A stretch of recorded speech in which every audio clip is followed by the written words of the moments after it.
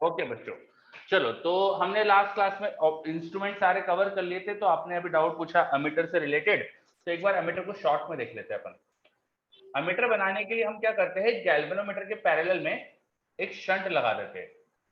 Galvanometer के parallel में एक शंट लगा देते हैं। शंट मतलब क्या होता है, बस एक छोटा रेजिस्टेंस होता है, उसको नाम शंट दे दिया अपन ने, है ना। उसका मतलब बस एक छोटा सा रेजिस्टेंस होता है जिसे पैरेलल में लगाया जाता है। मान लेते हैं गैल्वेनोमीटर का रेजिस्टेंस जी है, गैल्वेनोमीटर का भी कुछ रेजिस्टेंस होता है, तो उसको अपन ने यहाँ पे जी अज्यूम कर लिया, और ये पूरी चीज जो है ये बन गया हमारे पास अमीटर। ये कंप्लीट चीज हमारे पास अब अमीटर है, ये हमारे पास एमीटर है।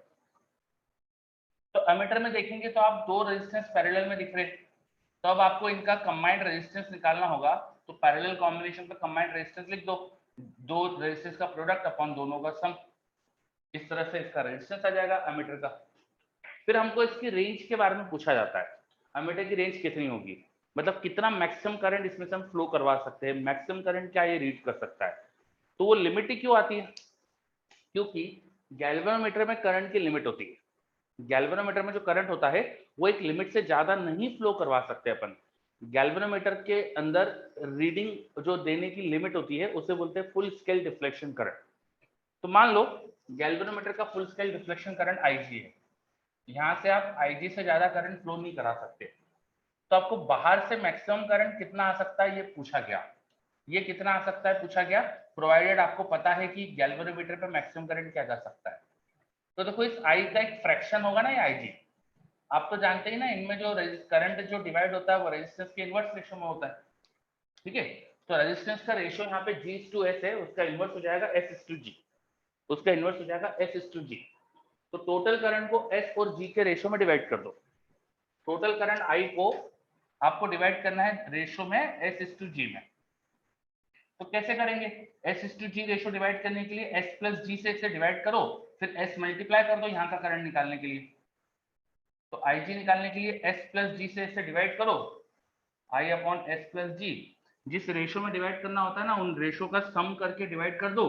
फिर जो मल्टीप्लीकेशन फैक्टर है, जैसे इसमें एस का एस टाइम जाना चाहिए करंट, तो एस मल्टीप्लाई कर दो, इसलिए आईजी आ गया। अब तुम्हें बाहर के करंट के रिलेशन से आईजी का करंट आ गया, तो आईजी अगर पता हो तो आई भी निकाल सकते ना, इसे थोड़ा सा रीअरेंज कर लो। आई की इक्वेशन क्या आ जाएगी, इसे थोड़ा सा रीअरेंज करो, I G into S plus G upon S, ये आ जाएगा, ठीक है। So if you know the range of galvanometer, then you can find the range of ammeter. आपको जी और एस पता होना चाहिए तो ये कर सकते हैं। चलो, तो ये आपका डाउट था, क्या है क्लियर है? Okay, very good. और कोई डाउट? पोटेंशियोमीटर क्लियर अच्छे से, लास्ट क्लास में पढ़ा अपन ने पोटेंशियोमीटर। पोटेंशियोमीटर में गैल्वेनोमीटर में करंट क्यों नहीं जाता, वी के कारण क्या? अच्छा, पोटेंशियोमीटर में गैल्वेनोमीटर में करंट क्यों नहीं जाता ये पूछ रहे हो आप, ठीक है। तो एक बार शॉर्ट में ये भी बता देता हूं मैं। देखो, कोई सर्किट है आपके पास, कोई सर्किट है आपके पास, इस सर्किट में इस रेजिस्टेंस में कुछ पोटेंशियल डिफरेंस डेवलप हुआ। जो भी यहाँ पोटेंशियल डिफरेंस डेवलप हुआ, मान लीजिए वो है डेल्टा वी। जो भी यहाँ पोटेंशियल डिफरेंस डेवलप हुआ मान लीजिए वो है डेल्टा वी। अब तुम अगर एग्जैक्टली डेल्टा वी का ही पोटेंशियल डिफरेंस यहाँ पे फिर कनेक्ट करने की कोशिश करो, एग्जैक्टली डेल्टा वी का ही पोटेंशियल डिफरेंस यहाँ कनेक्ट करने की कोशिश करो, तो क्या इस रेजिस्टेंस में करंट चेंज होगा? तो जो ऑलरेडी उसका पोटेंशियल डिफरेंस है वही तो तुमने लगाया, तो क्या इसमें करंट चेंज होगा? नहीं चेंज होना चाहिए, सिंपल सी बात है ना। यस, कुछ भी चेंज नहीं होना चाहिए, बिल्कुल सही। उसके अंदर करंट चेंज ही नहीं होना चाहिए, इसमें जो पहले करंट था वैसे की वैसे ही रहेगा। तो जब इसमें करंट चेंज नहीं हुआ तो इन दोनों वायर्स में भी करंट नहीं आना चाहिए ना, इनमें भी कोई करंट आना नहीं चाहिए ना।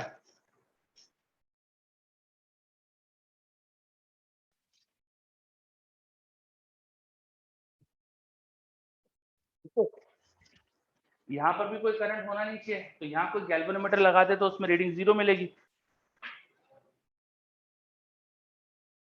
ठीक है। चलो तो हाँ सर, तो वीडी बढ़ा रहे हैं ना, वीडी बढ़ा रहे मतलब गगनदीप क्या लिखा है, वीडी बढ़ा रहे मतलब क्या है? पोटेंशियल डिफरेंस कहाँ बढ़ा रहे हैं अपन, जो पोटेंशियल डिफरेंस था वही तो लगाया हमने, जो पोटेंशियल डिफरेंस था एग्जैक्टली वही हमने अप्लाई करा, तो जो पोटेंशियल डिफरेंस पहले था वही अप्लाई करा, तो करंट कोई चेंज ही नहीं होना चाहिए पोटेंशियल डिफरेंस में, तो इसमें करंट में चेंज नहीं हुआ, यहाँ से भी जो सर्किट में करंट है उसमें चेंज नहीं होगा, तो इन ब्रांचेस में भी कोई करंट जाएगा नहीं, यहाँ से गैल्वेनोमेट्रिक रीडिंग 0 आएगी। ठीक है, चलो अब मेरे पास एक और डाउट आया, एप्लीकेशन बता दो इसकी वापस से पोटेंशियोमीटर की। तो एप्लीकेशन तो बहुत इजी होती है पोटेंशियोमीटर की, हम पोटेंशियल डिफरेंस बस बैलेंस कर लेते हैं। ये मान लीजिए पोटेंशियोमीटर है, पोटेंशियोमीटर में क्या होता है, एक लंबा सा वायर होता है, उसमें कुछ पोटेंशियल डिफरेंस क्रिएट कर देते हैं। अब तुम्हें जहां भी पोटेंशियल डिफरेंस कैलकुलेट करना है, मान लो आपको इन दोनों पॉइंट के बीच का पोटेंशियल डिफरेंस कैलकुलेट करना है, तो इसमें से हायर पोटेंशियल को यहाँ कनेक्ट करो, लोअर पोटेंशियल पे गैल्वेनोमीटर लगाओ। अच्छा, ये हायर लोअर गैल्वेनोमीटर यहाँ भी लगा सकते हो, कोई फर्क नहीं पड़ेगा। और फिर दूसरा जो गैल्वेनोमीटर का एंड है उसको स्लाइडिंग कॉन्टेक्ट से इस वायर से कनेक्ट करो और कोशिश करो नल पॉइंट ढूंढने की, ऐसा पॉइंट ढूंढने की इससे करंट जीरो आ जाए। जब इससे करंट जीरो होगा तो यहाँ का पोटेंशियल डिफरेंस और यहाँ का पोटेंशियल डिफरेंस इक्वल, बाय यहाँ जो लॉजिक पढ़ा अपन ने, इस लॉजिक से अगर जो पोटेंशियल डिफरेंस यहाँ उतना ही लगाओगे तो गैल्वेनोमीटर से करंट जीरो आएगा। तो सेम लॉजिक यहाँ, गैल्वेनोमीटर से जब करंट जीरो है तो ये पोटेंशियल डिफरेंस बराबर, और यहाँ करंट तो है नहीं, तो ये दोनों सर्किट इंडिपेंडेंट है। तो इसमें आप किसी लेंथ का पोटेंशियल डिफरेंस निकाल सकते थे, ये पोटेंशियल डिफरेंस निकाल सकते हो, तो यहाँ का पोटेंशियल डिफरेंस पता चल गया। चलो मेरे पास कोई डाउट आया है, दोनों बैटरी को पैरेलल, एक मिनट क्या लिखा है, जस्ट सेकंड, बहुत सारी चीजें लिख रहे हो, एक दो मिनट रुको मैं देख लो क्या लिखा है।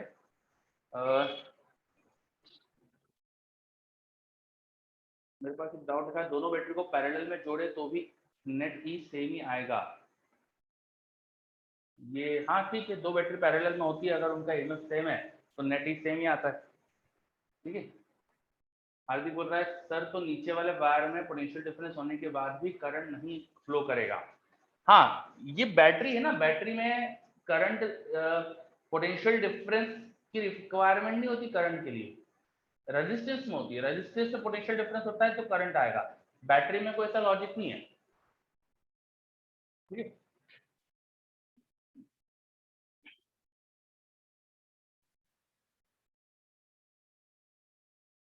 हाँ फिर अंशुल बोल रहा है सर मैं पोटेंशियोमीटर में दोनों ई की बात कर रहा हूँ, पोटेंशियोमीटर में दोनों ई, ये दोनों ई पैरेलल में नहीं है, ये दोनों ई पैरेलल में नहीं है।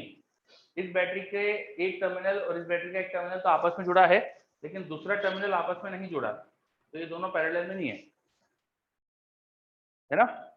इस बैटरी का दूसरा टर्मिनल इस पॉइंट पे कनेक्टेड है, इस वाली का, अच्छा ऊपर वाले डायग्राम की बात कर रहे हो, हाँ ऊपर वाले डायग्राम में दोनों बैटरी पैरेलल में मान सकते हो, यस ऊपर वाले डायग्राम में दोनों बैटरी पैरेलल में मान सकते हो। ठीक है, फिर क्या कहना चाह रहे हो पैरेलल में मान के आप,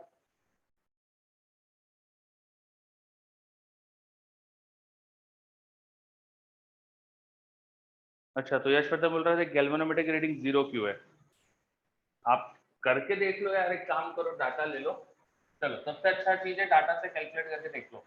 रेजिस्टेंस 1 ओम मान लो, ये मान लो 5 ओम था, ये रेजिस्टेंस 6 ओम था, सॉरी ये बैटरी 6 वोल्ट की थी, तो इस सर्किट में 1 एम्पीयर का करंट आएगा और यहाँ 5 वोल्ट का पोटेंशियल डिफरेंस आएगा। मान लो 5 वोल्ट का ही सेल लगा दिया, अब 5 वोल्ट का सेल लगाने के बाद देखते हैं कि यहाँ पे करंट में कोई चेंज आता है क्या। ठीक है, तो 5 वोल्ट का सेल लगाने से अभी भी यहाँ पोटेंशियल डिफरेंस 5 वोल्ट है, 5 वोल्ट का सेल लगाने से पोटेंशियल डिफरेंस 5 वोल्ट है, तो इसमें करंट तो 1 एम्पीयर फिक्स होना ही चाहिए, अगर पोटेंशियल डिफरेंस 5 वोल्ट है तो 1 एम्पीयर फिक्स होना ही चाहिए। ये समझ में आया है ना, अगर आपने यहाँ 5 वोल्ट का सेल लगाया तो 5 वोल्ट पोटेंशियल डिफरेंस तो 1 एम्पीयर करंट फ्लो होना ही चाहिए, और अगर यहाँ 1 एम्पीयर है, आप अब इस लूप में केवीएल लगा लो, इस लूप में केवीएल लगा लो, हमें नहीं पता यहाँ कितना करंट है, मान लेते हैं यहाँ आई है, ठीक है, इसमें एक बार केवीएल लगा लेते हैं, तो यहाँ से यहाँ गए 5 वोल्ट का ड्रॉप हुआ, यहाँ से यहाँ गए आई आर का ड्रॉप हुआ, यहाँ से यहाँ गए +6 इक्वल टू 0, आर तो 1 था, तो देखो यहाँ सॉल्व करो, आई आ रहा है 5, आई आ रहा है यहाँ से 1, सॉरी 1, इसका मतलब जो करंट यहाँ है वो इसमें फ्लो हो गया, इसमें कोई करंट ही नहीं गया, समझ में आ गया।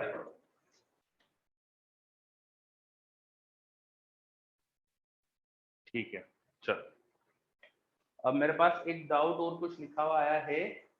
सर अगर अननोन बैटरी की सीरीज में कोई रेजिस्टेंस हो तो बैलेंसिंग लेंथ में कोई फर्क क्यों नहीं पड़ता है? अच्छा ठीक है, मेरे पास एक डाउट पूछा जा रहा है कि ये जो बैटरी है इसके साथ में है रेजिस्टेंस है, इसका इंटरनल रेजिस्टेंस है, तो भी इसका ईएमएफ के बराबर ही क्यों बैलेंसिंग लेंथ आती है? ईएमएफ के प्रोपोर्शनली क्यों बैलेंसिंग लेंथ आती है? क्योंकि जब बैलेंसिंग होती है तो यहाँ कोई करंट नहीं है, गैल्वेनोमीटर में कोई करंट नहीं होता जब बैलेंसिंग होती है, तो इस रेजिस्टेंस में कोई करंट है नहीं, और रेजिस्टेंस में कोई करंट है नहीं तो उसका कोई रोल ही नहीं रहेगा। ये रेजिस्टेंस तुम कितना भी बड़ा लगा दो उसका कोई मतलब नहीं रह जाएगा क्योंकि यहाँ कोई करंट नहीं है। समझ में बात? यस, ओके, बहुत बढ़िया। चलो फिर मेरे पास एक डाउट आया, सर तो पैरेलल में क्यों डिफरेंस आता है? पैरेलल में क्यों डिफरेंस आता है, इसका मतलब क्या? मतलब इसके पैरेलल में यहाँ रेजिस्टेंस लगा दो तब की बात कर रहे हो? अब ऐसा बोलना चाह रहे हो क्या कि मैं जब यहाँ रेजिस्टेंस से कनेक्ट करता हूँ तब क्यों पोटेंशियल डिफरेंस में डिफरेंस आता है? अच्छा, तो अब देखो ना, एक लूप बन गया है, ये एक लूप बन गया है, इसमें करंट नहीं है, इसका मतलब ये थोड़ी कि यहाँ करंट नहीं हो सकता, यहाँ करंट हो सकता है, तो इस सेल से करंट है, इस रेजिस्टेंस से करंट है, तो पोटेंशियल डिफरेंस बदल जाएगा ना यहाँ। Okay, very good. और कोई डाउट?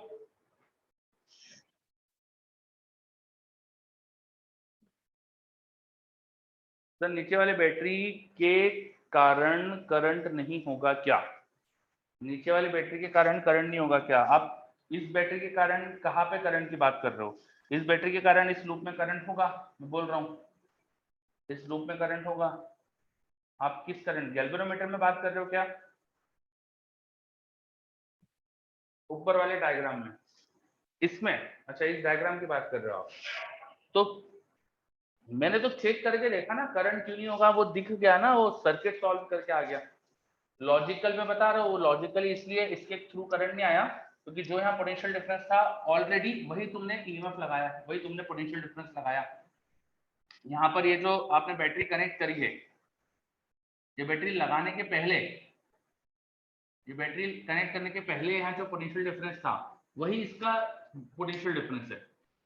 तो आपने किसी सर्किट में दो पॉइंट के बीच में जो पोटेंशियल डिफरेंस होता है वही पोटेंशियल डिफरेंस उन दोनों पॉइंट के बीच में फिर क्रिएट करने की कोशिश करो, तो कोई फर्क ही नहीं पड़ेगा। ठीक है, ओके। गोपाल बोल रहा है जैसे अपन सेम पोटेंशियल को हटा देते वैसे ही किया है इसमें। हाँ बिल्कुल ऐसी कुछ बात करी अपन ने, यस बिल्कुल सही। ठीक है, चलो और कोई डाउट? नो, बहुत बढ़िया। ठीक है, तो हमने कुछ आपके डाउट्स वगैरह डिस्कस कर लिए। अब BB8 करके लाए हो? BB8 होमवर्क में दिया था मैंने, BB8 डिस्कस कर ले। यस, अच्छा, यस, एक मिनट, ओके। चलो BB8 के डाउट्स आपके आ रहे हैं मेरे पास, एक डाउट भी आ गया 13 नंबर। और भी जो डाउट है भेज दीजिए मुझे, BB8 के जो भी आपके डाउट्स थे वो भेज दीजिए मुझे।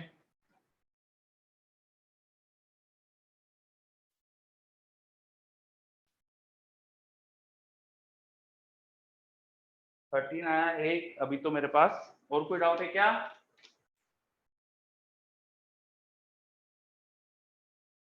मेरे पास ओपन कर लेता हूँ बिगनर बॉक्स, एक सेकंड दीजिए मुझे। सैटरडे तक एससीबी पूरी करना है आपको, मैंने बोला था आपको कल डाउट क्लास में, एक बार फिर से बता देता हूँ। एक्सरसाइज 1 और 2 के मैंने आपको जो क्वेश्चन हमारे टेस्ट के सिलेबस में हैं उनके नंबर आपको भेज दिए। टेस्ट में BB6 तक आ रहा है, तो BB6 तक का जो सिलेबस है उसके जितने भी क्वेश्चन बन सकते हैं वो एक्सरसाइज 1-2 के, वो मैंने आपको नंबर लिख के सेंड करे, तो वो करिए आप, एक्सरसाइज 1-2 पूरी करिए। प्लस एससीबी में आई थिंक 56 नंबर तक क्वेश्चन हो जाएंगे। 56 के बाद आरसी सर्किट चालू हो रहा है तो उससे पहले तक के सब कर लो। आरसी सर्किट अपन कैपेसिटर पढ़ने के बाद पढ़ेंगे। तो एससीबी और एक्सरसाइज 1-2 ये कंप्लीट करना है सैटरडे तक, हो जाएगा क्या? तो बच्चे मुझे बोल रहे कर भी ली उन्होंने एससीबी सॉल्व, बहुत बढ़िया, वेरी गुड यार, एससीबी सॉल्व भी कर ली। तो सैटरडे इवनिंग में फिर मैं एक डिस्कशन क्लास रख लूंगा, जैसे पिछले सैटरडे करी थी ना, सेम उसी तरह से सैटरडे इवनिंग में, है ना। ठीक है, ये बिगिनर बॉक्स ओपन कर रहा हूं मैं। तो उस इवनिंग क्लास में, हाँ, एक्सरसाइज 1 एंड बीबी 8 के बच्चे बोल रहे हैं 4 क्वेश्चन बचे हैं। अच्छा, ठीक है। चलो, अब बीबी 8 में डाउट आपने मेरे से 13 पूछा था, और किसी का कोई डाउट हो तो भेज दो। अभी तक तो एक ही डाउट आया मेरे पास, 13 नंबर।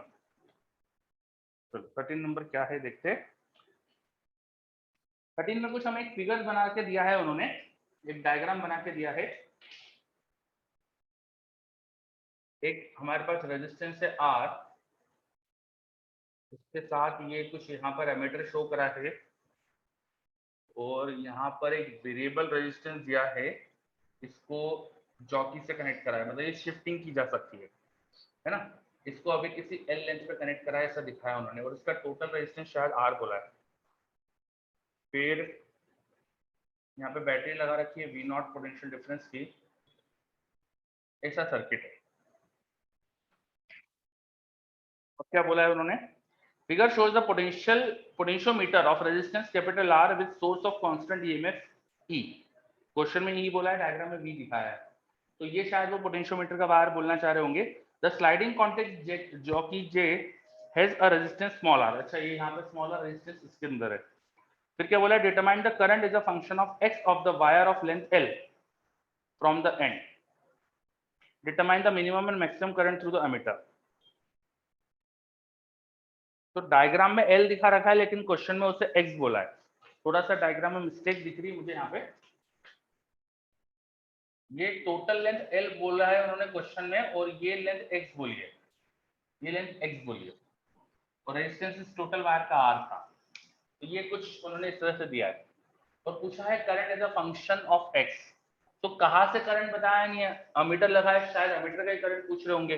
बैटरी का भी करंट हो सकता है ना, बैटरी का भी करंट हो सकता है। दोनों निकाल के देख लेते हैं, जो आंसर मैच कर जाएगा वो लगा देंगे अपन। ठीक है, चलो, तो अब ये बताओ, L लेंथ में R रेजिस्टेंस है, तो X में कितना आएगा। L लेंथ में R रेजिस्टेंस है, तो X में कितना आएगा। इस टोटल रेजिस्टेंस की वैल्यू R है, इन लेंथ L, तो X में कितना आएगा इसका, RX/L होगा। बिल्कुल सही, RX/L होगा। तो मतलब यहाँ से यहाँ तक का रेजिस्टेंस है R, capital R into X/L, और बचा हुआ हो जाएगा यहाँ पे L minus x into R/L। तो बस अब सीरीज पैरेलल कर लो, ये दोनों रेजिस्टेंस आपस में पैरेलल में है, और उसके साथ ये सीरीज में है, तो ये दोनों पैरेलल रेजिस्टेंस का कॉम्बिनेशन कर लो, XR/L into small r divide by XR/L plus small r। ये दोनों पैरेलल में थे, और उसके साथ में सीरीज में बचा हुआ यहाँ का जो रेजिस्टेंस था L माइनस XR/L, ये टोटल रेजिस्टेंस आ गया सर्किट का, और ये V0 बैटरी के अक्रॉस लगा है, तो ये बैटरी से आने वाला करंट आ गया।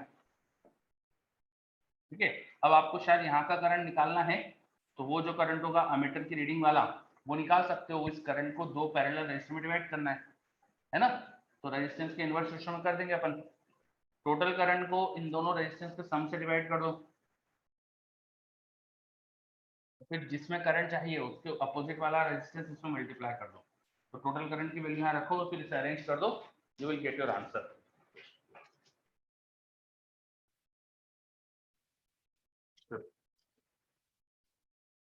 रचित बोल रहा है एली नहीं फंक्शन में, तो R माइनस एक्स लेना बेटर रहेगा।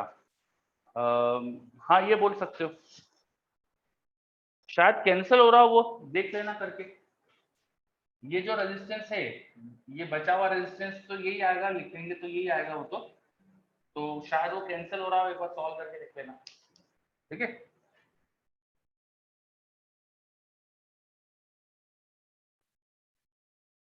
मैं एक बार और पढ़ लेता हूँ उन्होंने क्या लिखा है।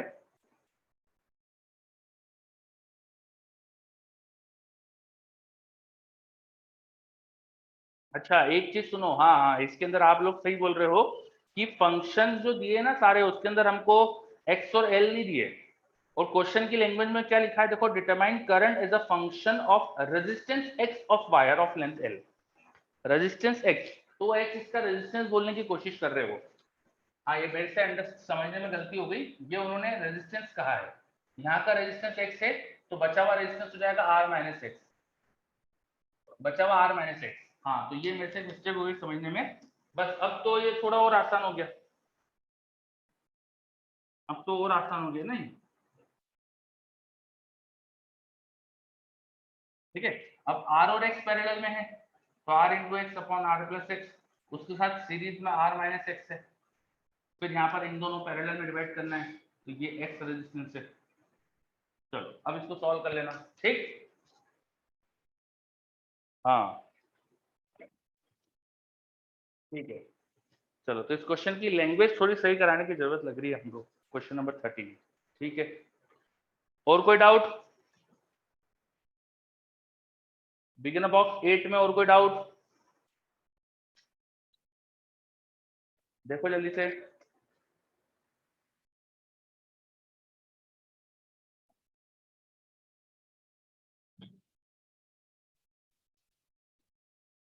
कोई भी डाउट नहीं है?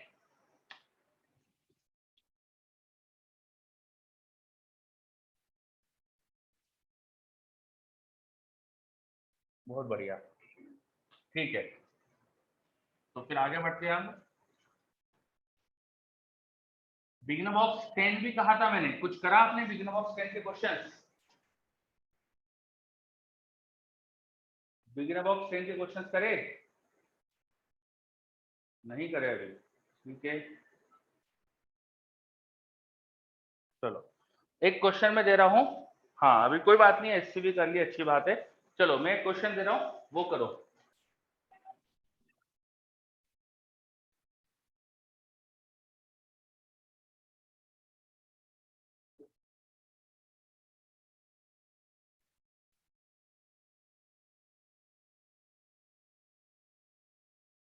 चार आइडेंटिकल रॉड लिए हमने, चार आइडेंटिकल रॉड लिए हमने, और उनसे ऐसा मैंने स्क्वायर जैसा बनाने की कोशिश करी। चार आइडेंटिकल रॉड ली है और उनसे स्क्वायर बनाया हमने, चार आइडेंटिकल रॉड को कनेक्ट करके हमने स्क्वायर बनाया है। ठीक है, the conductivity, thermal conductivity of rod is mentioned, the thermal conductivity of rods is mentioned, the length of each rod is L and the area of cross section is A, area of each rod is A, हर rod का area of cross section A दे दिया आपको मैंने, तो ये ऐसा diagram बना दिया मैंने। ठीक, नाउ अब मैंने एक रॉड इस तरह से कनेक्ट कर दी, एक रॉड इस तरह से कनेक्ट कर दी, उसकी थर्मल कंडक्टिविटी √2 के है, इसकी थर्मल कंडक्टिविटी √2 के है, बाकी की क्या है वो मैंने दिखा दी है, और एक रॉड जो कनेक्ट कर दी है उसकी थर्मल कंडक्टिविटी √2 के है। ठीक है, this end is maintained at temperature this end is maintained at temperature 0 and this end is maintained at temperature T। यहाँ दोनों जगह के टेम्परेचर मैंने बता दिए। तो find temperature at this two junction, इन दोनों जंक्शन के टेम्परेचर बताओ। फाइंड पॉइंट्स को नाम दे देता हूँ A B C D, find temperature at point B and C, sorry C तो है D, B and D, B और डी जंक्शन के बताओ, करो ट्राई। चलो अब जो भी है आप सोचो समझो क्या है, आपने मुझे कुछ क्वेश्चन लिख के बोला है कि ये लग रहा है वो लग रहा है, तो आप खुद लगाओ, और मुझे तो बस फाइनल आंसर्स में इंटरेस्ट है, करो।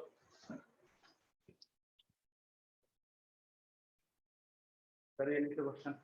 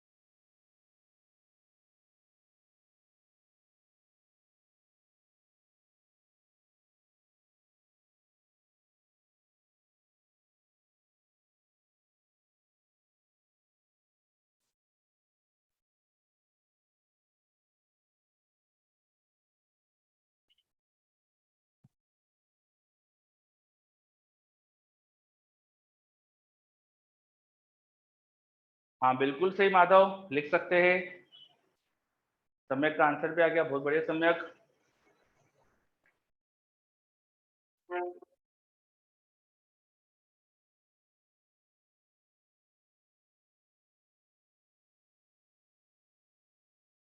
सबसे ज्यादा जल्दी इस तरह के क्वेश्चंस आप कर सकते हो बाय नोडल। नोडल से जल्दी हो जाते हैं, केवीएल केसीएल से थोड़ा शायद टाइम लग जाए, नोडल से जल्दी हो जाएंगे, क्योंकि टेम्परेचर एक्चुअली पोटेंशियल्स तो होते हैं, है ना। टेम्परेचर का रिलेशन बिल्कुल पोटेंशियल से होता है।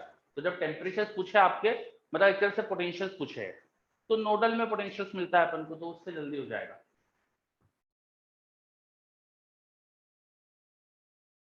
चलो और भी बच्चों के आंसर आ रहे हैं। हाँ, और डायगोनल सिमेट्री भी है इसके अंदर, बिल्कुल सही। डायगोनल सिमेट्री भी है इसमें, बिल्कुल सही। पर वो नोडल यूज करोगे ना तो डायगोनल सिमेट्री की जरूरत ही नहीं पड़ेगी इसमें। ठीक है, देखो मान लो इस नोड का टेम्परेचर x था, इसका मान लेते y था। x और y टेम्परेचर मान लिया अपन ने। बस अब दोनों नोड पे नोड की इक्वेशंस लिख लो। ठीक है, अब ये थर्मल रेजिस्टेंस निकालना पड़ेगा सबका। तो थर्मल रेजिस्टेंस क्या होता था, एक बार शॉर्ट में लिखते थे, वो होता था 1/k length by area. Area तो सबका सेम है, k अलग अलग है। तो k इनवर्स में है, जिसका सबसे छोटा जिसका सबसे बड़ा k है ना, उसका रेजिस्टेंस कम होगा। अच्छा ये k √2 टाइम है, लेकिन ये इसकी लेंथ भी √2 टाइम होगी। ये लेंथ भी √2 टाइम होगी, ध्यान रखना। ये L है, ये L है, तो ये हो जाएगा L√2 स्क्वायर में। ये जो डायगोनल होगा L√2 लेंथ का होगा। तो इसकी लेंथ अगर L√2 है, तो इसका जो रेजिस्टेंस आएगा वो होगा 1/√2k इंटू √2 L/A। तो ये भी R ही हो रहा है, देखो सॉल्व करके ये भी R हो रहा है। इसका रेजिस्टेंस अगर R माना तो ये भी R आ रहा है, ये R/2, ये R/2। ठीक है, चलो अब नोडल लगा देते हैं, यहाँ वाले पॉइंट पर नोडल लगा देता हूँ। तो मैं करंट इधर से आ रहा है मान लेता हूँ, तो T - x अपॉन यहाँ पे रेजिस्टेंस R मैंने माना था, प्लस यहाँ से करंट जा रहा है, सॉरी आते हुए मान लेते हैं, y - x अपॉन इसका रेजिस्टेंस भी R बन गया था। यहाँ से भी करंट आ रहा है, ऐसा मान लेते हैं, तो 0 - x अपॉन इसका रेजिस्टेंस 2k है, इसलिए R/2 हो जाएगा 0। तो यहाँ से फटाफट देखो x के फॉर्म में इक्वेशन बन गई, x और y के। ठीक है, इसको अरेंज करके जल्दी से लिख देता हूँ, ये R सब जगह कैंसिल हो गया। तो t - x plus y - x, 2 ऊपर जाके -2x इक्वल टू 0। तो y - 4x plus t equal to 0। t को चाहो तो उधर ले जाओ, इक्वल टू -t हो जाएगा। ये इधर माइनस मल्टीप्लाई कर लो तो 4x - y equal to t। ये एक इक्वेशन आ गया। दूसरे नोट पे यहाँ भी लिख लो इक्वेशन, इस वाले नोट पे। यहाँ से करंट क्या आएगा, t - y bye R/2। Conductivity 2k तो रेजिस्टेंस R/2। यहाँ से करंट क्या आएगा, x - y upon resistance R ही बन रहा था इसके अंदर। यहाँ से करंट क्या आएगा, 0 - y बाय रेजिस्टेंस R, इन सब का सम 0। R से मल्टीप्लाई करो, यहाँ 2t - 2y plus x - y equal to 0। तो इक्वेशन क्या आ जाएगा, 2y उधर जाके 4y - x is equal to 2t। ठीक है, दो इक्वेशन आ गई है, 4x - y equal to t भी आ रहा था। बस सॉल्व कर दो।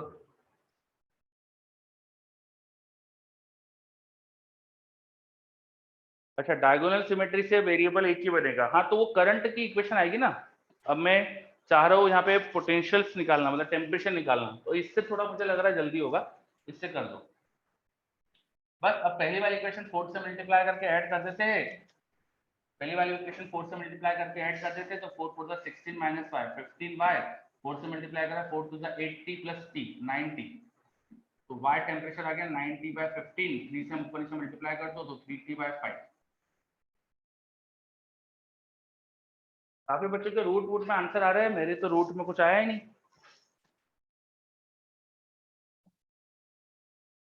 और y की वैल्यू रखकर x की वैल्यू निकल जाएगी, फिर y उधर ले जाओ, x उधर ले जाओ, ये इधर लाओ। तो x इक्वल टू था 4y - 2t। 4y, y की वैल्यू 3t/5 - 2t। एलसीएम ले लो, 4 3 12t - 10t अपॉन 5, तो 2t/5। करेक्ट। अच्छा, हाँ, कई बच्चों ने डायगोनल वाली की लेंथ में मिस्टेक कर दी। सम्यक, आपकी क्या गलती हुई?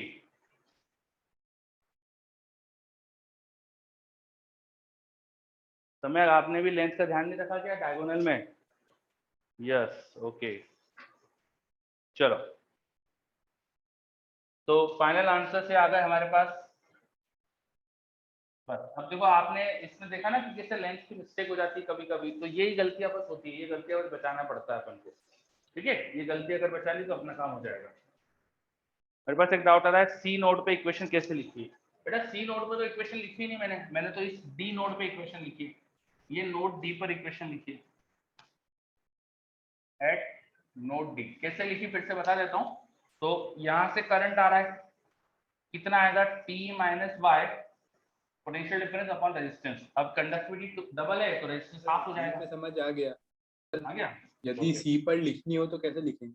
अच्छा, सी पर लिखनी हो तो कैसे लिखे? अच्छा, तो सी पे लिखना हो तो सी पर दिक्कत क्या है ना कि यहाँ से ना आपने 0 डिग्री मेंटेन करा है ना, तो यहाँ से करंट जा भी सकता है एक तरह से। यहाँ से एक्सटर्नल कुछ वायर भी कनेक्ट होगा।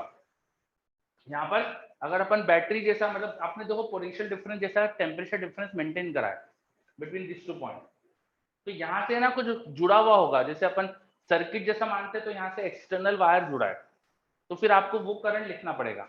यहाँ क्या होगा, दोनों तरफ से करंट आएगा और इधर जाएगा। हाँ ठीक है, समझ आ गया। लिख नहीं पाएंगे वहां पे, बिल्कुल सही। ओके, चलो, तो अपन ने थोड़ा सा ये करंट कंडक्शन का एक अपन ने एग्जांपल देख लिया। और कर सकते हैं इस तरह के क्वेश्चन, समझ में आ रहा है कैसे करना है? बस एनालॉजी यूज करो और पूरा सर्किट सॉल्विंग लगा दो। इसमें सिमेट्री भी बनती है कई बार, है ना। सीरीज पैरेलल के काफी क्वेश्चन बन जाते हैं। आपने जैसे क्यूब का क्वेश्चन करा है, वैसे क्यूब भी पूछ लेते हैं इसके अंदर कई बार। ठीक है, क्यूब बना के दे दिया अपन को 8 रॉड से, 8 लगती है ना, 12 रॉड लगेगी, 12 रॉड से क्यूब बना दिया, फिर उसमें कुछ पूछ लिया। तो ऐसे बहुत सारे वेरिएशन के क्वेश्चन बन सकते हैं। ठीक है, चलो, तो अब हमारा करंट इलेक्ट्रिसिटी कंप्लीट हो गया है। देखो थ्योरी तो, अब आप क्वेश्चंस करो, उसका डिस्कशन करेंगे तो पूरा मानेंगे। थ्योरी हुई है अभी तो। अब नेक्स्ट चैप्टर स्टार्ट कर लेते हैं अपन। थोड़ा धीरे धीरे करेंगे शुरू में, जब तक करंट पूरा नहीं होता डिस्कशन वगैरह, जब तक अपन इसमें ज्यादा तेजी से नहीं करेंगे चीजें। और जैसे चैप्टर ही छोटा है, 7 लेक्चर करीब लगते हैं नॉर्मली। अब देखते हैं ऑनलाइन में थोड़ा कभी कभी ज्यादा लगता है, तो 8 हो सकता है मैक्सिमम। चलो, सो कैपेसिटर स्टार्ट करते हैं अपन। नेक्स्ट चैप्टर लिखिए कैपेसिटर। इसमें सबसे पहली चीज समझेंगे अपन कैपेसिटी और कैपेसिटेंस। कैपेसिटी और कैपेसिटेंस, सबसे पहले चीज लिखेंगे अपन कैपेसिटी और कैपेसिटेंस। देखो, बहुत सिंपल सी चीज है और लॉजिकल चीज है, बहुत ज्यादा, मतलब बहुत आपको समझ में आएगा कि हाँ ये बिल्कुल सही बातें चल रही है। एक मेरे पास कंडक्टर है, उसको आपको चार्ज देना है, और आपके पास एक सेल अवेलेबल है। एक कंडक्टर है, this is a conductor, suppose sphere है, उसको आपको चार्ज देना है, and you have a cell, you have a battery. तो आप इसको चार्ज कैसे सप्लाई कर सकते हो? आप इसको चार्ज कैसे सप्लाई कर सकते हो बताओ? सेल है आपके पास और कुछ भी नहीं, और कुछ वायर्स फायर से, कंडक्टिंग वायर्स है ऑफकोर्स, तो आप इसे कैसे चार्ज सप्लाई कर सकते हो यूजिंग सेल? बताओ।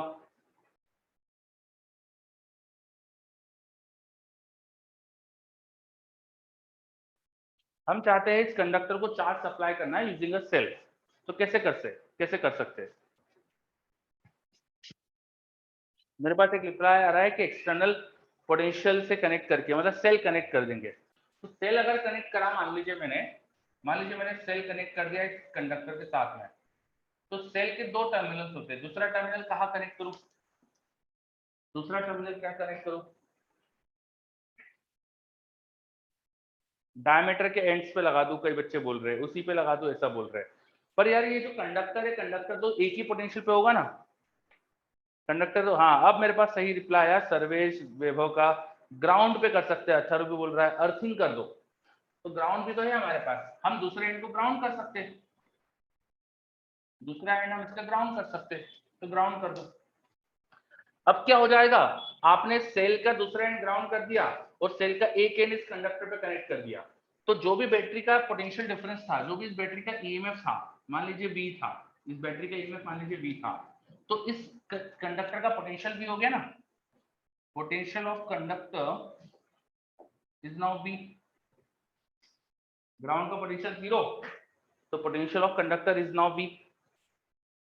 सही बात है, कंडक्टर का पोटेंशियल बी हो जाएगा। ठीक है, अब कंडक्टर का पोटेंशियल बी है तो उस पर कुछ चार्ज आना चाहिए, किसी भी कंडक्टर का पोटेंशियल है अगर कुछ, तो उस पर कुछ चार्ज आना चाहिए, इस पे कुछ चार्ज आ गया होगा, मतलब सेल ने कुछ चार्ज सप्लाई कर दिया होगा, तो सेल यहाँ पे कुछ चार्ज सप्लाई कर देगा, to make the potential of conductor B, वो कुछ चार्ज सप्लाई करेगा, वो चार्ज ग्राउंड से लेके इसे सप्लाई कर सकता है। कितना चार्ज सप्लाई कर दिया, मान लीजिए B charge, Q charge supply करा, तो अगर इस स्फीयर पे क्यू चार्ज है, इसकी रेडियस मान लीजिए आर है, तो इसका पोटेंशियल लिख सकते क्या हम, स्फीयर पे क्यू चार्ज है, उसकी रेडियस आर है, तो इसका पोटेंशियल लिख सकते क्या हम, हमने इलेक्ट्रोस्टैटिक्स पढ़ा है, तो आर रेडियस के स्फीयर का पोटेंशियल मतलब उसकी सरफेस का पोटेंशियल वो होना चाहिए पोटेंशियल के क्यू बाय आर। के की वैल्यू डाल दो, मान लो आसपास पूरा आसपास कुछ भी नहीं है, फ्री स्पेस है, तो ये इक्वेशन आ जाएगी। आप देख रहे हो यहाँ पे कि जो चार्ज आया है स्फीयर पे वो पोटेंशियल अप्लाइड के प्रोपोर्शनल है, charge on sphere is proportional to potential of sphere.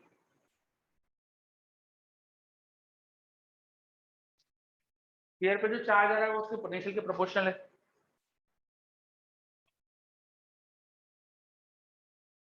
दिख रहा है ये पॉइंट? यस। अच्छा, ये कंडक्टर था, ये स्फेरिकल कंडक्टर था, तो स्फीयर का मैं पोटेंशियल लिख पाया, लेकिन स्फीयर नहीं होता तो मैं पोटेंशियल लिख नहीं पाता, मैं और किसी ज्योमेट्री का पोटेंशियल इतने आसानी से लिख नहीं सकता। लेकिन क्या ये लॉजिक हर ज्योमेट्री पे लगा सकता हूँ? क्या ये लॉजिक हर ज्योमेट्री पे लगा सकता हूँ? जितना ज्यादा पोटेंशियल आपको क्रिएट करना पड़ेगा उतना ही ज्यादा चार्ज आ जाएगा, जितना ज्यादा पोटेंशियल क्रिएट करोगे उतना ज्यादा चार्ज आ जाएगा, है ना? तो for any geometry of conductor, for any geometry of conductor, जो भी उसको पोटेंशियल लगाओगे उसके प्रोपोर्शनल उस पर चार्ज आ जाएगा। Charge on the conductor is proportional to the potential of conductor.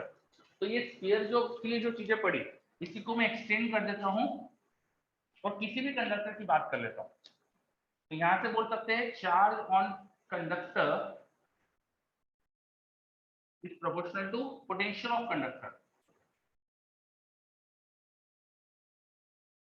ऐसा बोल दिया। यहाँ पे स्फीयर लिखा था, मैंने उसको कंडक्टर लिख दिया, किसी भी कंडक्टर के लिए बोल सकते हैं। ठीक है, तो Q on any conductor is proportional to potential applied on conductor। यहाँ जो प्रोपोर्शनली कांस्टेंट आता है उसको हम बोलते हैं कैपेसिटी। यहाँ जो प्रोपोर्शनली कांस्टेंट आता है इसको हम बोलते हैं capacity. This C is called capacity or capacitance। When a conductor is connected with some potential, जब किसी कंडक्टर को किसी पोटेंशियल पे अप्लाई कर देते हैं, उस कंडक्टर पे कुछ पोटेंशियल अप्लाई कर दिया, तो due to the potential of conductor it will have some charge and the charge absorbed by the conductor, charge on the conductor is proportional to potential applied.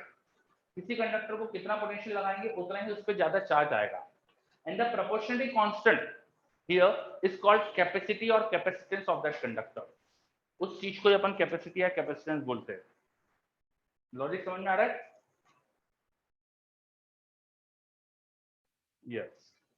तो हमने सबसे पहले समझा व्हाट इज कैपेसिटी। अगर capacity की dimensions निकाले, dimensions निकाले इसकी, तो dimensions of this capacity should be charge by potential. Charge की डायमेंशन होती है 80। पोटेंशियल क्या होता है? Work done per unit charge. Work होता है ml² t-2 बाय चार्ज करेंगे तो l² t²। तो ये आ जाएगा मेरे पास m⁻⁻1 l⁻⁻2 ऊपर t² जाके t⁴ और a²। This is the dimension of capacitance. Unit की बात करें, चार्ज की यूनिट क्या होती है? कूलम। पोटेंशियल डिफरेंस की यूनिट क्या होती है? पोटेंशियल की यूनिट वोल्ट होती है। तो इन SI वन कैपेसिटी वो हो जाएगी 1 coulomb by charge, coulomb bye potential, coulomb per volt. 1 coulomb per volt, इसको अपन बोल देते हैं 1 फेराड। 1 फेराड, साइंटिस्ट थे फेराडे, उनके नाम पे फेराड बना दिया, 1 फेराड। 1 कूलम पर वोल्ट को बोलते हैं 1 फेराड। मेरे पास एक डाउट आ रहा है अंशुल का कि हम बैटरी के दोनों एंड्स पर कंडक्टर पर ही कनेक्ट कर दे तो क्या होता। एक कंडक्टर है और तुमने कंडक्टर के लिए 2 पॉइंट के बीच में बैटरी जोड़ दी, तो कंडक्टर में जो भी छोटा मोटा रेजिस्टेंस होगा उसके हिसाब से करंट आ जाएगा, बैटरी से करंट फ्लो करते रहेगा कंटिन्यूसली, शॉर्ट सर्किट जैसा कॉन्सेप्ट हो जाएगा, बिल्कुल सही। पर हर कंडक्टर में छोटा मोटा कुछ रेजिस्टेंस होता है, तो जितना रेजिस्टेंस होगा उस हिसाब से करंट आ जाएगा प्रैक्टिकली। चलो अब यूनिट पे आ जाते हैं। कैपेसिटर की ऐसा यूनिट हो गई 1 फेराड, ठीक है। फेराड बहुत बड़ी यूनिट है, कई बार इतनी बड़ी बड़ी कैपेसिटी हमें मिलती ही नहीं है, तो इसकी बहुत छोटी यूनिट भी डिफाइन करना पड़ती है। तो मिली फेराड, माइक्रो फेराड, ये सब अपन छोटी यूनिट्स चूज करते हैं नॉर्मली, ठीक है। छोटी यूनिट्स मिली फेराड, माइक्रो फेराड, ये सब यूज करते हैं अपन। फिर अगर चार्ज को स्टेट कूलम में ले लो, पोटेंशियल डिफरेंस को स्टेट वोल्ट में ले लो, तो स्टेट फेराड एक यूनिट और आ जाएगी, स्टेट फेराड, ठीक है। वो सब अपन यूज नहीं करते ज्यादा, ऐसा यूनिट ही यूज करते, ठीक है। यूनिट समझ लिया अपन ने कैपेसिटी की। अब अगर हम स्फीयर की बात करते थे, हम स्फीयर की बात करें अगर, तो उसके लिए तो मैं चार्ज और पोटेंशियल का रिलेशन लिख सकता हूं ना। For a conducting sphere, conducting sphere के लिए तो आपको ये पूरा इक्वेशन पता है ना। चार्ज इक्वल टू क्या आ जाएगा, देखो कंडक्टिंग स्फीयर के लिए Q इक्वल टू क्या है, 4 pi epsilon not R into V, है ना। तो कंडक्टिंग स्फीयर के लिए देखो कि कैपेसिटी मिल गई आपको, दिस इंप्लाइज दैट स्फीयर की कैपेसिटी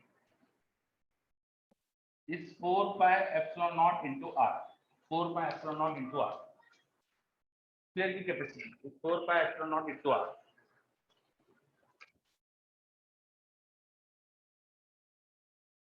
देखो अच्छे से,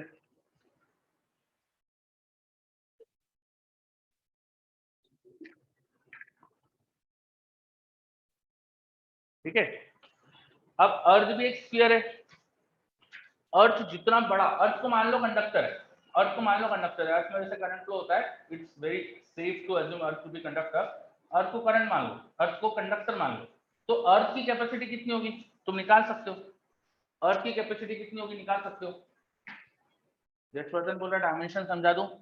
डायमेंशन बेटा, चार्ज की डायमेंशन 80 होती है और पोटेंशियल की डायमेंशन क्या होती है, work done per unit charge, potential is work done per unit charge. तो वर्क होता था ml²t-2, चार्ज एक और बार नीचे लिखा तो ऊपर a²t² आ जाएगा, ठीक है।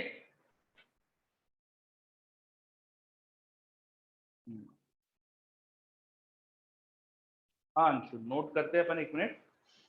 चलो अब मैंने आपसे कुछ पूछा है, एक मिनट, कुछ रिप्लाई आया बच्चों का, मैं देखूं क्या लिखा है। किसी ने लिखा है 96500 कूलम इक्वल टू 1 फेराडे होता है ना, रेडियस ऑफ अर्थ लगा दो। अच्छा, वो वैभव आप जो बोल रहे हो ना, वो फेराडे था, फेराडे एक चार्ज का यूनिट है, और यहाँ farad, FARAD, farad, farad and Faraday दोनों अलग चीज है। Farad is unit of charge and, sorry, Faraday is unit of charge and farad is unit of capacitor, capacitance, ठीक है, ओके। और अब मैंने पूछा था अर्थ की कैपेसिटेंस क्या आएगी ये बताओ। तो मान लीजिए रेडियस ऑफ अर्थ के बराबर एक कंडक्टर ले लिया, रेडियस ऑफ अर्थ के बराबर कंडक्टर ले लिया, तो उसकी कैपेसिटी निकालो, कैपेसिटी ऑफ अर्थ ये आप निकालो। तो 4 into pi into epsilon not की वैल्यू क्या होती है, 8.85 इंटू 10⁻12। आर कैपेसिटी, अर्थ की रेडियस 6400 किलोमीटर, किलोमीटर में 10.3 लगा दिया। इसको सॉल्व करो तो 711 माइक्रो फेराड कुछ आती है, मुझे ऐसा याद है 711 या 713 कुछ आती है, 711 माइक्रो फेराड ऐसा कुछ आती है। तो ये भी माइक्रो में आएगी, ये भी माइक्रो में ही आ रही है, ठीक है। आप इसको सही से कैलकुलेट करो तो बहुत छोटी ही आएगी, तो कैपेसिटी ऑफ अर्थ भी बहुत स्मॉल ही आती है। और जितना बड़ा कंडक्टर ले लो तो भी इतनी छोटी सी कैपेसिटी आती है। तो 1 farad capacity is a very large capacity. ठीक है, ये बहुत बड़ा यूनिट है, इसलिए अपन माइक्रो मिली में मेजर करते हैं नॉर्मली कैपेसिटी को। चलो, पर प्रैक्टिकली, अच्छा ये तो मैंने अर्थ की कैपेसिटी ऐसा मान के निकाल दी कि अर्थ जितना बड़ा कंडक्टर है, पर प्रैक्टिकली अर्थ इतनी बड़ी है कि उसमें कुछ चार्ज दो या उसका चार्ज ले लो तो उसका पोटेंशियल तो हम जीरो ही मान के चलते हैं, उसका पोटेंशियल तो जीरो ही मान के चलते हैं। पोटेंशियल जीरो मान के चलोगे तो कैपेसिटी ये नीचे जीरो डालोगे तो इनफाइनाइट हो जाएगी, है ना। ये तो ये ऐसा मान लिया कि अर्थ कंडक्टर है तो कैपेसिटी आ गई, बट पोटेंशियल ऑफ अर्थ तो हम हमेशा जीरो लेके चलते हैं। That's why capacity of earth is actually infinite, बहुत बड़ी है। चलो मेरे पास सही से निकाल भी दिया 711.39, ये 711.39 माइक्रो लिखे आपने। नहीं बेटा माइक्रो थोड़ी, ये तो माइक्रो, हाँ माइक्रो ही आएगी, सही बात है। चलो अब अंशुल पूछ रहा है सही क्या है, दोनों ही सही है, मतलब आप लैंग्वेज समझो कि यहाँ पर हमने क्या माना है कि अर्थ एक कंडक्टर है, अर्थ को कंडक्टर मान के उसकी कैपेसिटी आएगी, अर्थ को कंडक्टर मानेंगे तो कैपेसिटी आएगी, और ये भी बहुत बड़ी है, 711 माइक्रोफेराड इज वेरी लार्ज, ये भी बड़ी कैपेसिटी है। और प्रैक्टिकली अर्थ पे चार्ज थोड़ा दे दो या थोड़ा ले लो तो उसमें कुछ फर्क पड़ता नहीं है, उसका पोटेंशियल जीरो मान के चलते हैं, तो उसकी कैपेसिटी इनफाइनाइट लेना सही है, कोई दिक्कत नहीं। ठीक है, चलो अब कैपेसिटी किन किन फैक्टर पे डिपेंड कर रही है, कैपेसिटी किन किन फैक्टर पे डिपेंड कर रही है ये बात देखते हैं अपन। अंशुल बोल रहा है वो तो समझा, बट क्वेश्चन में इनफाइनाइट ही लेना है आपको अर्थ की कैपेसिटी। और कुशागर बोल रहा है वैसे रियल लाइफ में वैल्यू कितनी होती है, रियल लाइफ में वैल्यू कितनी होती है मतलब अर्थ की कैपेसिटी इनफाइनाइट होती है। प्रैक्टिकली अर्थ को थोड़ा चार्ज है, थोड़ा चार्ज है, उसका पोटेंशियल बदलता है नहीं, अब पोटेंशियल बदल ही नहीं रहा तो फिर अपन कैपेसिटी निकाले कैसे उसकी, वो इनफाइनाइट ही आ जाएगी। ठीक है, ओके। चलो अब कैपेसिटी किस किस चीज पे डिपेंड करती है, इन फैक्टर्स को देखते हैं अपन। सी डिपेंड्स ऑन, कैपेसिटी किन किन चीजों पे डिपेंड करती है इनको समझते हैं अपन। तो देखो हमको एक तो चीज समझ में आ रही है कि डायमेंशन पे डिपेंड करेगी, रेडियस के प्रोपोर्शनल कैपेसिटी है, तो साइज पे डिपेंड करेगी कितना बड़ा ऑब्जेक्ट है, पहली चीज डिपेंड करती है साइज। दूसरी चीज शेप, ऑफ कोर्स ये स्फीयर था तो पोटेंशियल आपने इस तरह से लिखा, कोई और टाइप का शेप का कंडक्टर होता तो पोटेंशियल अलग तरह से लिखना पड़ता, तो शेप पे डिपेंड करेगी, शेप पे डिपेंड करेगी। तीसरी चीज फिर मीडियम पे डिपेंड करेगी, आपने देखो ये k की वैल्यू डाली है एज्यूमिंग की फ्री स्पेस है, अगर फ्री स्पेस नहीं होता, मान लो इस स्फीयर के आसपास सब जगह कोई डाइलेक्ट्रिक कांस्टेंट भरा हुआ रहता, तो फिर डाइलेक्ट्रिक कांस्टेंट का k यहाँ मल्टीप्लाई करना पड़ता। मान लो आपके स्फीयर के आसपास सब जगह कोई डाइलेक्ट्रिक कांस्टेंट का मीडियम है, पूरा जो आपका स्फीयर है वो सब कुछ पानी में डाल दिया और बहुत दूर दूर तक पानी है, अपन समुद्र में है, सी में है, तो वहां पे सी का जो डाइलेक्ट्रिक कांस्टेंट होगा वो मल्टीप्लाई करना पड़ जाएगा, तो मीडियम पे डिपेंडेंसी होगी, मीडियम पे बहुत स्ट्रॉन्ग डिपेंडेंसी हो जाती है यहाँ पे। फिर आसपास कोई दूसरा चार्ज है क्या, बिकॉज जो कंडक्टर का पोटेंशियल है वो तो किसी दूसरे चार्ज की प्रेजेंस से भी बदल सकता है ना। मान लो आपने यहाँ पर कोई चार्ज रख दिया, कुछ क्यू नॉट चार्ज रख दिया, कुछ क्यू नॉट चार्ज रख दिया, तो बैटरी की वजह से तो जो चार्ज आएगा वो बदल जाएगा, क्यू नॉट की वजह से इसका पोटेंशियल बदल जाएगा, समझे। आसपास कोई चार्ज रखा हो तो उसकी वजह से भी इफेक्ट आ जाएगा पोटेंशियल पे, दैट्स व्हाई आसपास के चार्जेस पे भी डिपेंड कर सकती है, चार्जेस आसपास जो चार्जेस प्रेजेंट है उन पे भी डिपेंड कर सकती है। क्या ये सारे पॉइंट समझ में आ रहे, अच्छे से समझ में आ रहे यस। तो किसी भी कंडक्टर की कैपेसिटी इन सब फैक्टर पे डिपेंड कर सकती है, इन सब फैक्टर पे डिपेंड कर सकती है। दैट्स व्हाई जब दो कंडक्टर पास पास में हो या दो कंडक्टर बहुत दूर दूर हो, इन दोनों सिचुएशंस में चीजें अलग आएगी।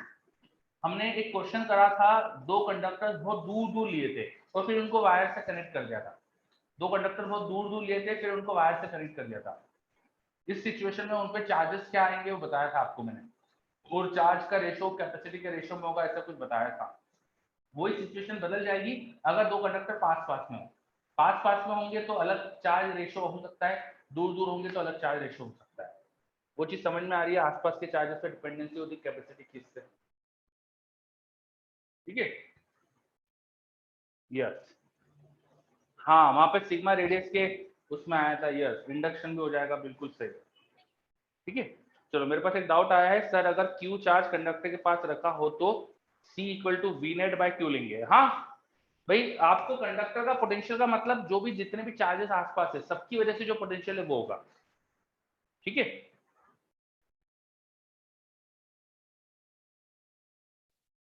चलो पर एक सेकंड, एक चीज और बता देता हूँ। बैटरी कनेक्ट करी थी अगर यहाँ, तो पोटेंशियल तो V ही रहेगा इसका। बैटरी विल मेक श्योर जो भी चार्जेस आसपास है उससे कोई फर्क नहीं पड़ेगा, पोटेंशियल तो V रहेगा। पोटेंशियल V मेंटेन होगा। पोटेंशियल V मेंटेन होने के लिए चार्ज बदल जाएगा। आसपास के चार्जेस भी कुछ पोटेंशियल बनाएंगे, तो जो चार्ज इस पर आना चाहिए वो बदल जाएगा। ठीक, अश्विन का डाउट था कि अगर क्यू चार्ज कंडक्टर के पास रखा हो तो कैपेसिटी निकालने के लिए net potential by net charge लेंगे। हाँ, तो नेट पोटेंशियल में बदलाव नहीं आएगा क्योंकि अगर बैटरी कनेक्टेड है तो वो तो पोटेंशियल तो V ही मेंटेन करेगी, चार्ज में चेंज हो जाएगा। ठीक है, तो मेरे पास एक डाउट आया यशवर्धन का, सर क्यू से वायर पर वोल्टेज नहीं आएगा, क्यू से वायर पर पोटेंशियल नहीं आएगा। कौन से वायर की बात कर रहे हो बेटा? क्यू से वायर का कौन से वायर की बात कर रहे हो? अभी वायर की बात कर रहे हो क्या? ये वायर्स को तो आप हमेशा बहुत हाई कंडक्टर मानते हैं, प्योर कंडक्टर जैसा मानते हैं, तो उससे कोई फर्क नहीं पड़ेगा। ठीक है, वायर्स को अपन हमेशा निग्लेक्ट करके चलते हैं, तो उनको अपन को नहीं देखना है। तो हमने अभी तक क्या क्या समझा है? हमने समझा व्हाट इज कैपेसिटर। कैपेसिटर पे नहीं आए अभी हम कैपेसिटेंस क्या होता है समझ रहे हैं। याद रखिए, कैपेसिटर और कैपेसिटेंस अलग चीज है। कैपेसिटर एंड कैपेसिटेंस या कैपेसिटी अलग चीज है। ठीक है, तो अभी हमने पहली चीज समझी व्हाट इज कैपेसिटेंस या कैपेसिटी। ये क्या होता है? किसी भी कंडक्टर को चार्ज दो, वो देने के लिए आप उसको पोटेंशियल अप्लाई कर सकते हो उस पर, तो जितना ज्यादा पोटेंशियल लगाओगे उतना ज्यादा चार्ज आएगा। Charge will be proportional to potential applied. Charge will be proportional to potential applied and the proportionality constant here is called capacity. Capacity आप एक तरह से ये समझ सकते हो कि अगर मेरे पास बहुत सारे कंडक्टर है, सब पे मैंने सेम पोटेंशियल अप्लाई करा, तो जिसकी कैपेसिटी ज्यादा उस पर ज्यादा चार्ज आएगा, जिसकी कैपेसिटी कम उस पर कम चार्ज आएगा। सब कंडक्टर पे सेम पोटेंशियल लगाने पर जिस कंडक्टर पे ज्यादा चार्ज आएगा उसकी कैपेसिटी ज्यादा थी, जिस पे कम चार्ज आया उसकी कैपेसिटी कम थी, ऐसा बोल सकते हैं। ठीक है, तो कई बार ऐसा भी कहा जाता है, किताबों में लिखा रहता है, capacity is a measure of ability to store charge.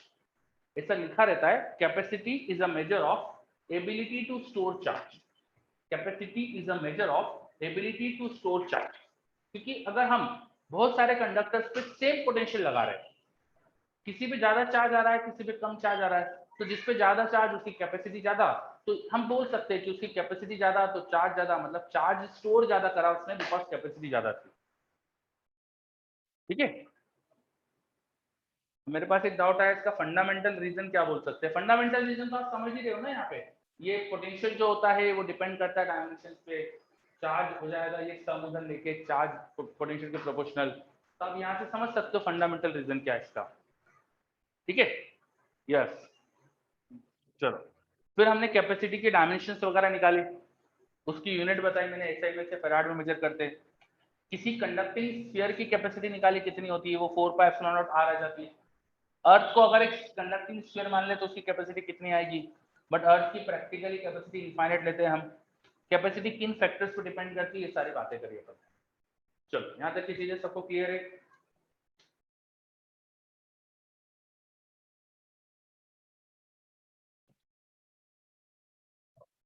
Okay, बहुत बढ़िया। चलो, तो अभी सब हटा रहा हूं मैं, अब अपन नई चीज स्टार्ट करते हैं। नई नहीं मतलब इसी से रिलेटेड है। अभी मैंने आपको कैपेसिटर क्या होता है ये नहीं बताया था, अब मैं बताता हूँ what is the capacitor. Next चीज हम स्टार्ट करते हैं, capacitor. What is the capacitor?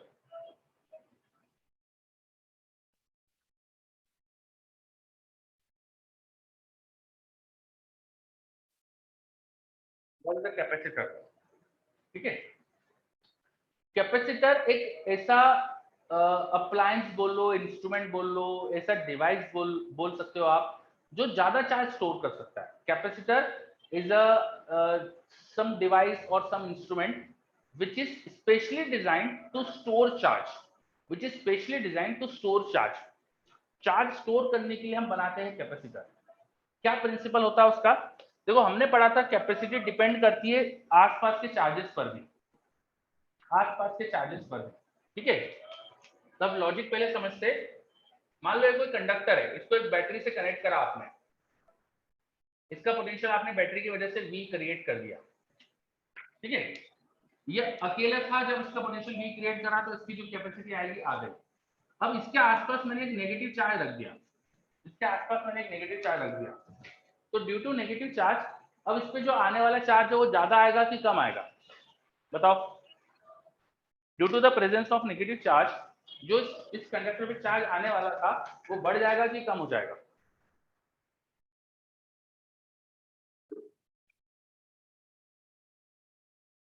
अधिकतर बच्चों का जवाब मोर आ रहा है, एक का जवाब लेस भी आ रहा है, कुछ मोर बोल रहे हैं। यस, इट शुड बी ज्यादा, it should be more, because जो माइनस चार्ज है वो यहाँ नेगेटिव पोटेंशियल बनाएगा, माइनस चार्ज यहाँ नेगेटिव पोटेंशियल बनाएगा, तो पोटेंशियल को मेंटेन करने के लिए बैटरी को ज्यादा चार्ज देना पड़ेगा, बैटरी को पहले से ज्यादा चार्ज देना पड़ेगा, क्योंकि माइनस चार्ज की वजह से नेगेटिव पोटेंशियल आने वाला था, तो जो प्लस चार्ज बैटरी देने वाली थी वो बढ़ाना पड़ेगा, जिससे इसका टोटल पोटेंशियल V मेंटेन हो जाए, ठीक है। चार्ज विल इंक्रीज, आपको समझ में आ रहा है? चार्ज इंक्रीज करेगा, सबको क्लियर है? चार्ज बढ़ेगा, समझ में आ रहा है? यस, है ना। तो हम ये समझ गए कि इस पे चार्ज ज्यादा है तो कैपेसिटी ज्यादा आ जाएगी, चार्ज ज्यादा तो कैपेसिटी ज्यादा आएगी। मतलब आसपास कोई नेगेटिव चार्ज रख दो, जो आपने कंडक्टर पे चार्ज दिया उसके अपोजिट टाइप का चार्ज रख दो तो कैपेसिटी बढ़ जाती है, ठीक है। चलो, अब ये नेगेटिव चार्ज कैसे लेके आए, इसको कैसे लेके आए? तो हमारे पास बैटरी जो थी, याद करो बैटरी को हमने ग्राउंड से कनेक्ट करा था, तो ग्राउंड से चार्ज ले रही थी और कंडक्टर को दे रही थी, वो बैटरी ग्राउंड से चार्ज ले रही थी, कंडक्टर को दे रही थी, ऐसे ही हुआ था ना। तो ग्राउंड से चार्ज ले रही है तो एक तरह से ग्राउंड से चार्ज फुल कर लिया, ग्राउंड का चार्ज कम हो गया होगा। अगर पहले जीरो था ग्राउंड में चार्ज तो अब नेगेटिव हो गया होगा, पहले जीरो था तो अब नेगेटिव हो गया होगा, है ना। तो ये लॉजिक क्यों नहीं यूज करते हम, ये लॉजिक क्यों नहीं यूज करते? हम क्या करते हैं, दो कंडक्टर लिए, वो कंडक्टर लिए, तो उनके बीच में लगा देते बैटरी। चलो, तो अब क्या होगा, बैटरी एक कंडक्टर को जब प्लस चार्ज देगी तो उसमें दूसरी से ले भी लेगी, तो यहाँ पे माइनस चार्ज आ जाएगा, यहाँ पे प्लस चार्ज आ जाएगा। तो नेगेटिव चार्ज कहीं और से क्यों ला रहे हो, इस दूसरे कंडक्टर से क्रिएट करा सकते ना, सही बात है क्या? यस, बिल्कुल सही। बस ये जो सिस्टम है ना, इसको बोलते हैं कैपेसिटर, ये जो सिस्टम है इसको बोलते हैं capacitor. When there are two conductors very close, जब दो कंडक्टर बहुत पास में है, उनके बीच में जो कुछ पोटेंशियल डिफरेंस अप्लाई करे, उनके बीच में जब कुछ पोटेंशियल डिफरेंस अप्लाई करे, तो एक कंडक्टर पे पॉजिटिव, दूसरे पे नेगेटिव चार्ज स्टोर हो जाएगा, और इन दोनों की कैपेसिटी मिलकर बहुत ज्यादा आ जाती है। अकेले अकेले कंडक्टर की जो कैपेसिटी आती है ना, उससे कहीं ज्यादा कैपेसिटी इनकी मिलकर आ जाती है। ये मिलकर एक, ऑल्दो एक प्लस और एक माइनस स्टोर कर रहा है, लेकिन जो चार्ज इन पे आने वाला है वो बहुत बढ़ जाएगा, वो ज्यादा अमाउंट का होगा। यहाँ पे जो चार्ज इन पे स्टोर होगा वो ज्यादा अमाउंट का होगा। यहाँ पे जो भी पोटेंशियल डिफरेंस लगाया है आपने, उसके प्रोपोर्शनल ही दोनों के चार्ज का मैग्नीट्यूड होगा। चार्ज का मैग्नीट्यूड, ये क्या है, मैग्नीट्यूड ऑफ चार्ज, वो पोटेंशियल डिफरेंस, और ये क्या है आपकी बात, पोटेंशियल डिफरेंस, ठीक है। पिछली बार भी मैंने Q प्रोपोर्शनल टू B लिखा था, अभी भी Q प्रोपोर्शनल टू B लिख रहा हूँ, लेकिन मीनिंग थोड़ा सा बदल गया है। पिछली बार किसी कंडक्टर का चार्ज था और कंडक्टर पर पोटेंशियल था। Now this Q is the magnitude of charge on this two conductor, दोनों कंडक्टर पर जो चार्ज है उसका मैग्नीट्यूड है, वो किसी एक कंडक्टर का चार्ज मान सकते हो आप, एंड B क्या है, इनके बीच का पोटेंशियल डिफरेंस है। तो आपकी बार Q proportional to B, equation तो वही है, ठीक है। अब मेरे पास एक डाउट आ रहा है, ये कैसे डिसाइड करेंगे किस पे पॉजिटिव किस पे नेगेटिव? तो जिसको बैटरी के पॉजिटिव टर्मिनल से जोड़ा उस पे पॉजिटिव चार्ज, जिसको बैटरी के नेगेटिव टर्मिनल से जोड़ा उस पे नेगेटिव चार्ज। यहाँ से यहाँ जाके पोटेंशियल बढ़ना चाहिए, उसके लिए यहाँ पे हायर पोटेंशियल या लो पोटेंशियल होना चाहिए। हायर पोटेंशियल तो पॉजिटिव चार्ज, लो पोटेंशियल तो नेगेटिव चार्ज। ठीक है, चलो तो अब हमने क्या करा कि दो कंडक्टर ले लिए और उनके बीच में पोटेंशियल डिफरेंस लगाने से उनपे भी चार्ज स्टोर हुआ, और यहाँ जो कैपेसिटी आएगी वो अकेले कंडक्टर से कई ज्यादा आती है, कई गुना ज्यादा आती है। ये सिस्टम कहलाता है capacitor. This system is called capacitor. This system is called capacitor. Logic समझ में आया कैपेसिटर का? क्या आपको लॉजिक समझ में आ रहा है कैपेसिटर का? यस, ठीक है। तो इसको अच्छे से लिख लेते हैं अपन, व्हाट इज कैपेसिटर, अच्छे से लिख लेते हैं। लिखो, a capacitor is system of two insulated conductors. System of two insulated conductors. Insulated का मतलब कि भाई वो पास में है पर आपस में कनेक्टेड नहीं है ना। A capacitor is system of two insulated conductors. Insulated conductors. When we apply some potential difference between them, when we apply some potential difference between them,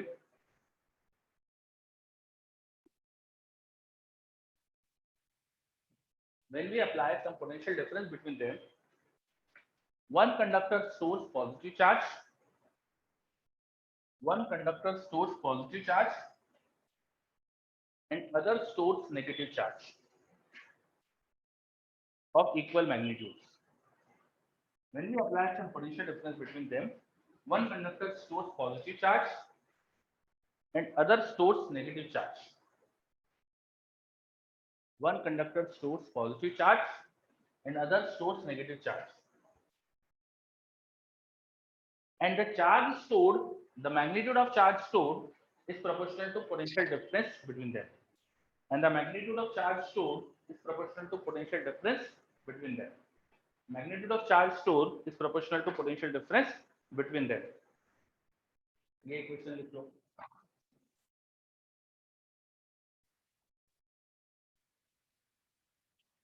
So by this equation, I can write Q equal to CV, वापस जैसे पहले लिखा था वैसे ही, लेकिन अब की बार ये C जो हो जाएगा उससे बोलेंगे कैपेसिटी ऑफ कैपेसिटर। इस C को बोलेंगे हम कैपेसिटी ऑफ कैपेसिटर। ठीक है, for a capacitor the capacity of capacitor is Q by V, where Q is the magnitude of one of the conductor, दोनों कंडक्टर पे चार्ज किसी एक का मैग्नीट्यूड लेना है, divide by V is the potential difference between them. V is the potential difference between them. थोड़ा सा expression same है बट मीनिंग चीजों का अलग है, मीनिंग ध्यान रखना। पिछली बार हमने जब अकेले कंडक्टर की बात करी थी उस कंडक्टर का पोटेंशियल और कंडक्टर के चार्ज का रेशो था। नाउ कैपेसिटर के लिए क्या लेते हैं हम, कैपेसिटर के दो कंडक्टर का पोटेंशियल डिफरेंस लेते हैं डिनोमिनेटर में, और न्यूमरेटर में किसी एक के चार्ज का मैग्नीट्यूड लेते हैं। चलो हाँ, अब विघ्नेश बोल रहा है सर दोनों कंडक्टर जितने क्लोज होंगे उतनी ज्यादा कैपेसिटी होगी। बिल्कुल सही बात, जितने ज्यादा क्लोज होंगे उतना ही इस नेगेटिव की वजह से यहाँ नेगेटिव ज्यादा पोटेंशियल बनेगा, तो बैटरी को उतने ज्यादा पॉजिटिव चार्ज देना पड़ेगा। जितने क्लोज कंडक्टर होंगे उतनी ज्यादा कैपेसिटी आएगी फॉर अ कैपेसिटर। बिल्कुल सही, ठीक है। चलो तो ये सब लिख लिया। अगर थोड़ा सा आगे कैपेसिटी ऑफ कैपेसिटर किन पर डिपेंड करती है वो देख लेते हैं।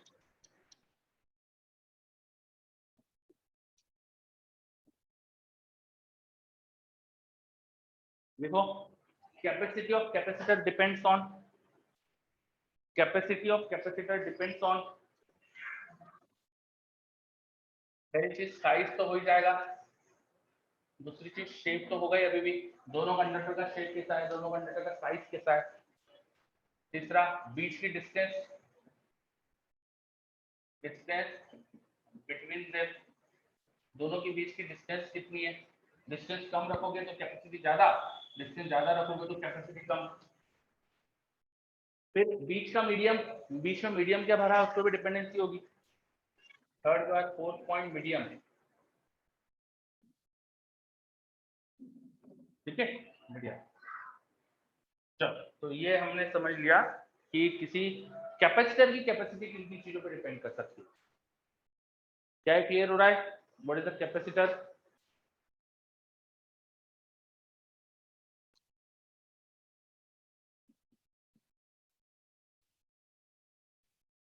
सर्किट्स में जब हमको कैपेसिटर शो करना है तो हम ऐसे शो करते हैं। सर्किट में कैपेसिटर को इस तरह से शो करते हैं, दो पैरेलल लाइंस बनाकर। ठीक है, एकदम सेम लेंथ की बनाना है, अलग अलग लेंथ की बनाओगे तो बैटरी जैसा लगने लगेगा। सेम लेंथ की दो पैरेलल लाइंस बना देते हैं। ठीक है, कुछ किताबों में एक लाइन सीधी और दूसरी कर्व कर दी जाती है, एक लाइन सीधी और दूसरी कर्व कर दी जाती है ऐसा। तो क्या होता है कि वो बैटरी में दो लाइन होती है, कैपेसिटर में भी दो लाइन होती है, तो जल्दबाजी में कभी हमसे एक लाइन छोटी बन गई, उसको बैटरी जैसा ना समझ जाता, इसलिए हम उसको कर्व कर देते हैं। तो एससीबी में कई जगह देखोगे ऐसा कर्व करा हुआ। ठीक है, और साथ में हम क्या करते हैं, ये तो सर्किट का सिंबल हो गया।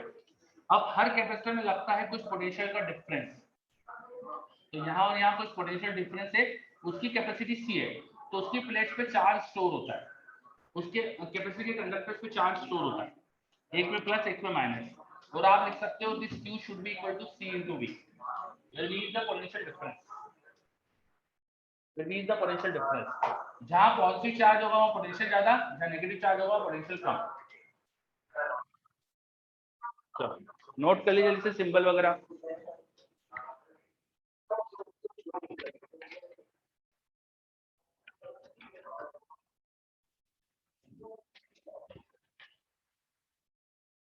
This is circuit symbol of capacitor.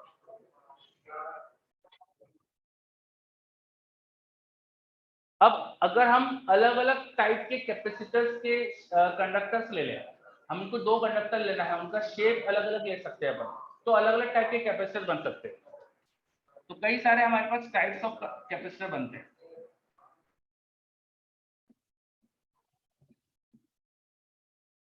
हम जो जो देखेंगे वो बता रहा हूं मैं, हम जो पढ़ेंगे वो बता रहा हूं। हम पढ़ेंगे पैरेलल प्लेट कैपेसिटर, इसमें हम दो कंडक्टर की प्लेट ले लेते हैं, उनका शेप कैसा भी हो सकता है, अभी मैंने सर्कुलर दिखाया है, आप रेक्टेंगुलर शेप की दो प्लेट भी ले सकते हो, कोई फर्क नहीं पड़ेगा।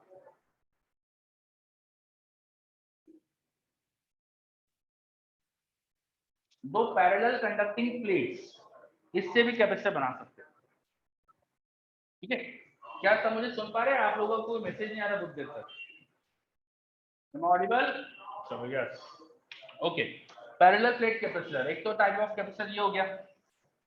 दूसरा टाइप स्फेरिकल कैपेसिटर।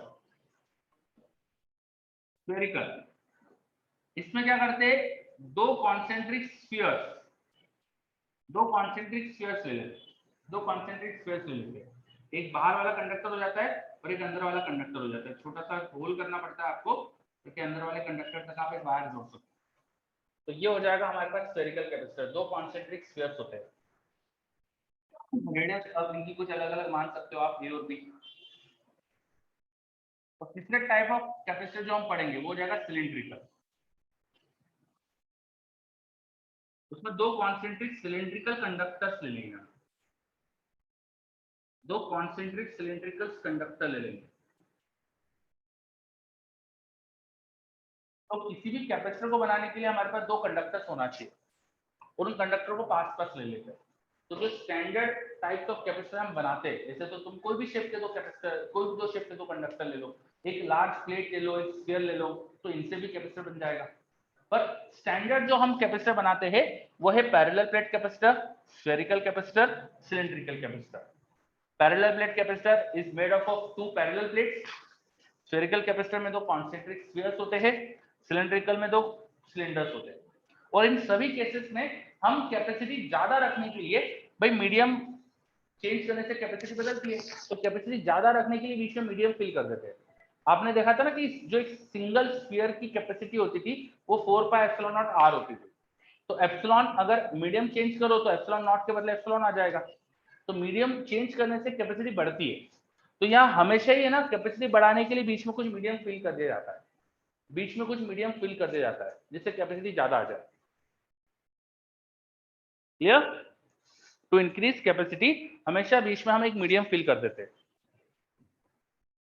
चलो, तो हमने अभी पढ़ा व्हाट इज कैपेसिटर और कैपेसिटेंस क्या होती है, कुछ बेसिक चीजें पढ़ी हमने कैपेसिटर चैप्टर की।